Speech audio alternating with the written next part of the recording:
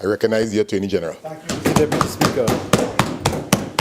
Mr. Deputy Speaker, I rise to contribute to this motion before us brought by Naparima. As is usual in debates, I'm bound to begin by responding to some of the material put onto the record. And I start, Mr. Deputy Speaker, with the first point raised by Naparima, that murders go up and crime goes up under the People's National Movement. That's an allegation brought by Naparima. It was certainly the case, followed by a second point, and that was a description of what a failed state looks like. Naparima then specifically went on to deal with travel advisory, and he went on to deal with aspects of terror. That flowed into the contribution of Oropuche East, who learned one thing from the last debate, and that was to stop laughing at himself. He gave contribution, which I'll come to in second part, but permit me to start with the responses as follows. We heard Naparima tell this Parliament, through you, Mr. Deputy Speaker, that for some reason, figures go up under the PNM in government. And I'd like to put onto the record that I find that a most astounding submission by the member. First of all, it implies that time, for some reason, and the phenomenon of crime exists only under one government at one point in time. And the honourable member does not most respectfully adopt any logic at all about the continuum of governance. And let me remind the population that between the period 1986 come forward to today's date, we have had successive governments come on to the fore. We had the NER, combined with members, some of whom sit today in members opposite. Caroni Central was indeed a member of the NER. We saw then a PNM government return to office. We saw a UNC government come into office. We then saw in the period 2000, 2001, 2002, we had the 1818 fiasco. We went back to the polls. The PNM came into office 2002 to 2010. Then we had the UNC incarnate itself as a people's partnership and now reduced as opposition as a UNC government. Opposition with a PNM government.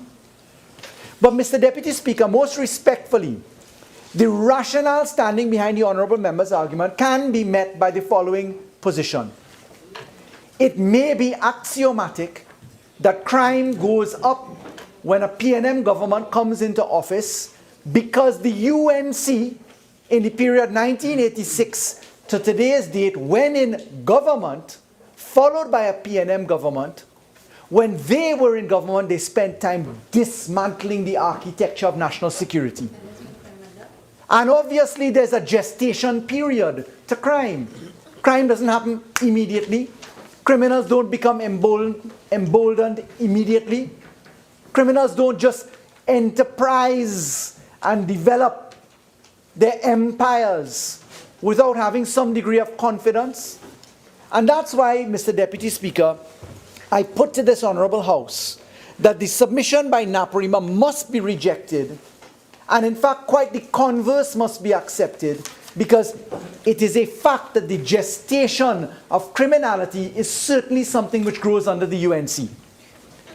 And that's to be found, as I hear my learned friend from Kumuto Manzanilla snickering, that's to be found in the very submissions made by the Honourable Member for Point 14, the Minister of National Security. You see, it is by no mistake that the life sport phenomenon, the $1.2 million per month for 2 years going to Raji Ali, now he sitting behind bars, but his empire being at the height under the UNC, that what the Honourable Member for the Honourable Minister of National Security under the UNC was speaking to in very clear terms was an immediate war then between the Minister of National Security, Gary Griffith, and the Minister of Sport, Anil Roberts. And Gary Griffith, as Minister of National Security in a UNC government, was quoted day after day in the newspapers as saying there is rampant criminality in the life sport program. The deaths and murders which occurred, which caused people to go into hiding. You'll remember the case of the lady who went into hiding and said that she was going into witness protection. That rampant criminality, which the Minister of National Security was saying that he found and observed, the Minister of National Security was met with a government led by Siparia, which said there is nothing wrong with life sport. In fact, in a motion to condemn the life sport program brought by the then PNM opposition, those members sitting in government, now sitting in opposition, beat the desk heartily to say, long live life sport. I recall that with shock and horror as if it was yesterday. But Mr. Deputy Speaker, when you feed hundreds of millions of dollars into a criminal empire, when your Minister of National Security on the United National Congress is telling you that there are weapons in the forest, in Kumuto, in training fields being put into implementation, that's not something that you look at very quietly. What was Mr. Griffith met with? Mr. Griffith was met with a summary dismissal by Mrs. Prasad Bisesa, the member for Siparia, when a choice had to be made. As it's portrayed in the newspapers, the story goes in relation to the allegations of witness tampering by Anand Ramlogan as Attorney General, that Gary Griffith lost his job when he simply said, "I will not tell a lie." That's on the public record. So, Mr. Deputy Speaker, when I listen to Naparima speak, and I hear him talking about terrorism as if it came out of nowhere, clearly Naparima must have been enjoying himself while he was in the United Nations as the representative for Trinidad and Tobago. Murders in 2013 stood at 408. In 2014, they stood at 403. In 2015, they stood at 453. They stood at 420. And in 2016 at 462. Now, Mr. Deputy Speaker, I would like to submit that the one point of merit raised by Oropuche East, hallelujah, there was one point of merit, was that one must deal with white-collar crime as the mechanism to approach the delivery of justice and to reduce the figures of murder. And when we look to white-collar crime, the submission of this government is that driving out white-collar crime and following the money is in fact the mechanism to make sure you take the profit out of crime, and by taking the profit out of crime, you're going to see the dip in crime.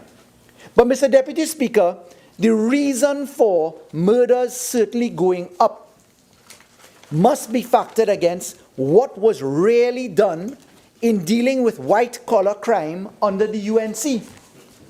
Let me put it to you this way. The first thing Oropuche East addressed relative to this point, and I'm taking the substance point away from the chronology of his presentation. Oropuche East was there, banging his chest, boasting that there was a crime attack, that there was a legislative direction given by the members opposite when in government. He said, we dealt with the Interception of Communications Act, the FIU Act, bail amendment, anti-gang, data protection, electronic transactions. He then said, you want me to go on? Member said, yes.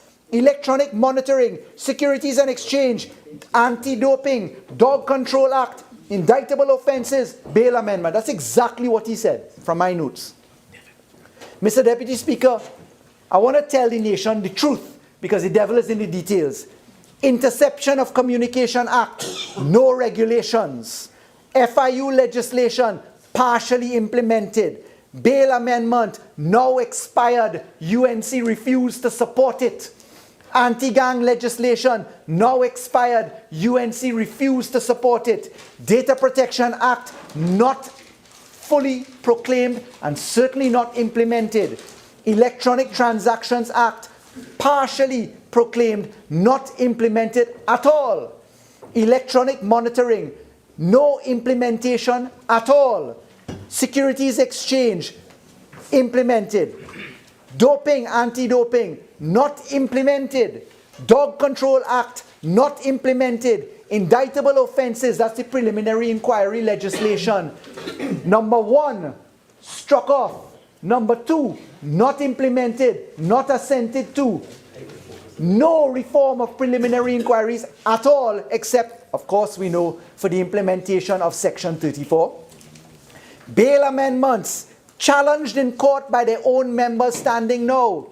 So of the entire list offered by Oropuche East, everything except one piece of law, that's the securities law, every single one of those not implemented. But Oropuche East has the temerity to come to Parliament today to stand up and boast about these things, thinking that people wouldn't check. You see, Mr. Deputy Speaker, I would be embarrassed to make a submission like that. But Mr. Deputy Speaker, he forgot to mention DNA. DNA not implemented. It was for the member for Point 14 to actually implement the DNA legislation, and I commend him openly for that. But Mr. Deputy Speaker, when we get to the position of strategy and factor, we were on the point of white-collar crime.